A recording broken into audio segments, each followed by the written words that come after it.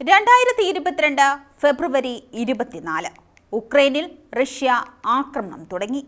NATO സൈനിക സഖ്യത്തിൽ ചേരാനുള്ള ഉക്രൈന്റെ നീക്കവും പാശ്ചാത്യ അനുകൂല നിലപാടുകളും റഷ്യൻ പ്രസിഡന്റ് വ്ളാഡിമിർ പുടിനെ ചൊടിപ്പിച്ചു.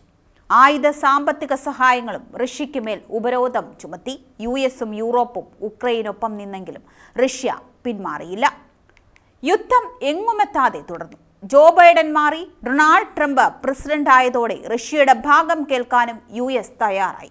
യുദ്ധം ചർച്ചയിലൂടെ അവസാനിപ്പിക്കാൻ ട്രംപ് പറഞ്ഞെങ്കിലും പുടിൻ യുഎസിന്റെ ക്ഷണത്തെ അനുഭാവത്തോടെ സ്വീകരിച്ചു. ചർച്ചയും തുടങ്ങി.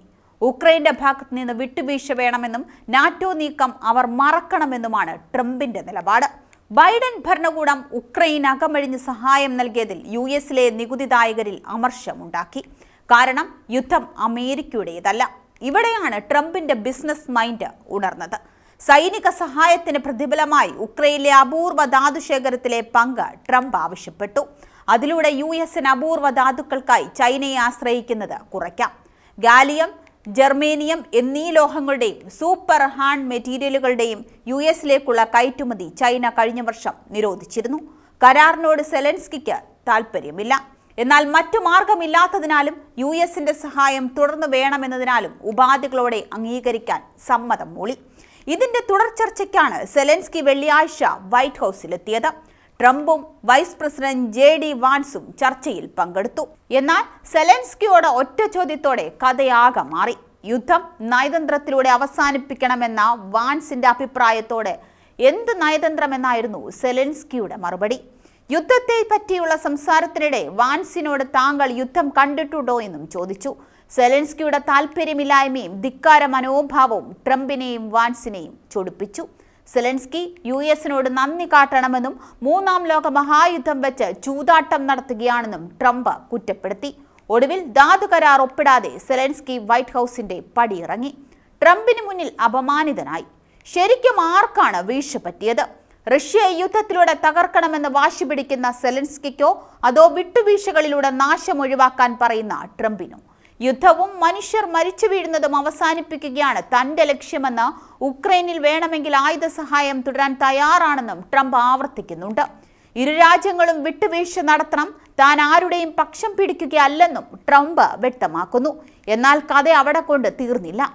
അവിടെ നിന്നിറങ്ങിയ സെലൻസ്കി നേരെ എത്തിയത് ബ്രിട്ടനിലേക്കാണ്. അവിടെ രാജകീയ സ്വീകരണമാണ് ലഭിച്ചത്.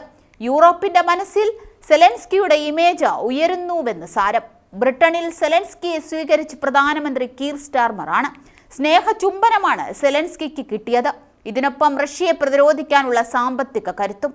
അതിനിടെ ട്രംപിനെതിരായ രോഷവും ബ്രിട്ടനിൽ ഉയരുന്നു. ബ്രിട്ടനിലേക്കുള്ള ട്രംപിന്റെ വരവ് പോലും റദ്ദാക്കണമെന്ന വാദം സജീവമാണ്. അങ്ങനെ ഉക്രൈൻ റഷ്യ സംഘർഷത്തിൽ വീണ്ടും പ്രതിസന്ധി രൂക്ഷമാക്കുകയാണ്. കൂടാതെ കാനഡയും ഉക്രൈനെ ചേർത്ത് നിർത്തി രംഗത്തെത്തി. ഉക്രൈൻ യുദ്ധം ചെയ്യുന്നത് ജനാധിപത്യം സംരക്ഷിക്കാനാണെന്ന് കാനഡ പ്രധാനമന്ത്രി ജസ്റ്റിൻ ട്രൂഡോ പറയുന്നു. നേരത്തെയും അമേരിക്കയ്ക്കെതിരെ കാനഡ തിരിഞ്ഞിട്ടുണ്ട്. അന്ന് കാനഡയുടെ ചരക്കുകൾക്ക് ഇറക്കുമതി നികുതി ചുമത്തിയായിരുന്നു നീക്കം. അതിന് തിരിച്ച് കാനഡ അതേ നാണയത്തിലാണ് തിരിച്ചടി നൽകിയത്. അമേരിക്കൻ ചരക്കുകൾക്ക് 25% നികുതി ഏർപ്പെടുത്തിയിരുന്നു. ഈ നീക്കമെല്ലാം അമേരിക്ക കാനഡ ബന്ധം വഷളാക്കിയിരുന്നു. ഇപ്പോൾ വന്ന പ്രശ്നത്തിൽ കാനഡ അത് മുതലാക്കിയെന്ന് വേണം കരുതാൻ. ട്രംപിനെതിരെ സെലൻസ്കിയെ തിരിക്കാൻ നല്ല മാർഗമാക്കി ഇത് കണ്ടു. അമേരിക്കയെ എല്ലാ രാജ്യങ്ങളുടെയും ശത്രുവാക്കുന്ന നീക്കമാണത്. കുളം കലക്കി മീൻ പിടിക്കുന്ന തന്ത്രമാണ് കാനഡയുടേത്. ബ്രിട്ടനിൽ റഷ്യയ്ക്ക് ശതകോടികളുടെ ആസ്തിയുണ്ട്. ഇതെല്ലാം റദ്ദാക്കാനാണ് ബ്രിട്ടന്റെ നീക്കം. പകരം ഇതെല്ലാം ഉക്രൈന് നൽകും. സാമ്പത്തികമായി ഉക്രൈന് വലിയ കരുത്താണ് ഈ തീരുമാനം. ഉക്രൈനിൽ ആയുധ നിർമ്മാണശാലയ്ക്കായി ശതകോടികളുടെ വായ്പയും ബ്രിട്ടനിൽ നിന്ന് കിട്ടും. ബ്രിട്ടനും കാനഡയും മാത്രമല്ല സെലൻസ്കിക്ക് പിന്തുണയുമായി എത്തിയിരിക്കുന്നത്. വിവിധ യൂറോപ്യൻ രാജ്യങ്ങളും രംഗത്തു വന്നു. പരീക്ഷണഘട്ടത്തിൽ ഉക്രൈനൊപ്പം നിൽക്കുമെന്ന് German chancellor French president Emmanuel മാക്രോണും European commission president Ursula von der ലെയും കൂടാതെ പോളണ്ട്, അയർലൻഡ്, സ്വീഡൻ, ചെക്ക് റിപ്പബ്ലിക് തുടങ്ങിയ രാജ്യങ്ങളും എത്തി. ഇതെല്ലാം ഉക്രൈൻ പ്രസിഡന്റ് സെലൻസ്കിക്ക് ഒരു ഹീറോ പരിവേഷം ഉണ്ടാക്കി നൽകുന്നു എന്ന് വേണം കരുതാൻ. കൂടാതെ പുതിയ യുദ്ധത്തിന് കാഹളം മുഴങ്ങുന്നു എന്നാണ് ഇനി അറിയേണ്ടത്. ട്രംപിന്റെ രണ്ടാം വരവിന്റെ ധാർഷ്ട്യത്തിന്റെ മുനയൊടിച്ച നേതാവിനെ ലോകം വരും കാലങ്ങളിൽ വാഴ്ത്തുമെന്ന് വേണം കരുതാൻ. ബ്രിട്ടൻ രണ്ട് കൈയും നീട്ടി ഉക്രൈനെ സ്വീകരിച്ചതോടെ റഷ്യ ആരും അവിടെ പുകഴ്ത്തുന്നില്ലെന്നും ഉക്രൈന് പൂർണ്ണ പിന്തുണ നൽകുന്നുവെന്നും മനസ്സിലാക്കാം. യൂറോപ്പിന്റെ മനസ്സിൽ ഉക്രൈന്റെ ഇമേജും സെലൻസ്കി വാനോളം ഉയരുന്നു എന്നതും അടുത്ത വലിയ യുദ്ധത്തിലേക്കുള്ള വഴിയാണോ എന്നാണ് ഇനി കണ്ടറിയേണ്ടത്.